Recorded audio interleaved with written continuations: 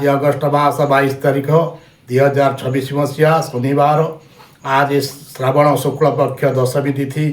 आज ज्येष्ठा नक्षत्र दिन घंटा 2:49 पर्यंत रही बुला नक्षत्र आसो। आज सूर्योदय प्रात घंटा 5:29 50 सेकेंड गते। आज सूर्यास्त संध्या घंटा 6:08 39 सेकेंड गते। आज वृष सिंह और कन्या राशि घात बार। आज दशमीर एकदिष्ट पार्वण श्राद्ध। आज कलम शाग खाइबा मना। आज मृत्ये एक पाद पुष्कर दोष। आज अमृत बेला दिन घंटा 8:52 गते। दिन घंटा 12:12 मध्य। दिन घंटा 3:32 गते। संध्या घंटा 5:12 मध्य। रात्र घंटा 8:20 गते। रात्र घंटा 10:38 मध्य। रात्र घंटा 1:42 गते। रात्र घंटा 3:14 मध्य। रात्र घंटा 4 गते। निशा घंटा 5:31 मध्य। आसतु जानिबा आजिर राशिफल।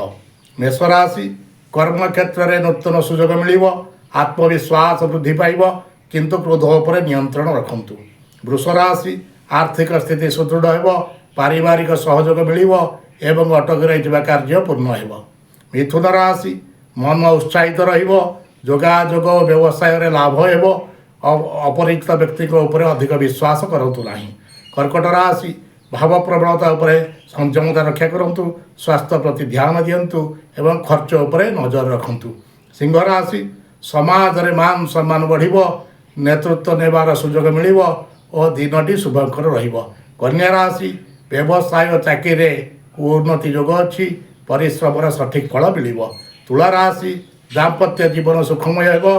कला और सृजनशील काल में सफलता मिलिबो। पिछा राशि गुप्त शत्रु सतर्क रुहंतु। कौन बड़ निष्पत्ति लेवा पूर्व अभिज्ञ व्यक्ति परामर्श दिंतु। धनुराशि भाग्यर संपूर्ण साथ मिलिबो। धार्मिक कार्य रुचि बढ़िबो एवं दूरयात्रार योग अच्छी। मकर राशि कर्म क्षेत्र में कार्यभार अधिक बढ़ी पारे। धैर्य रखी काम कले सफलता निश्चय मिलिबो। कुंभ राशि नूतन बंधुता स्थापन हो। आर्थिक लाभ सहित मन प्रसन्न रहिबो। मीन राशि धन प्राप्तिर योग रही। आध्यात्मिक चिंताधारा और मानसिक शांति प्रदान करिवो।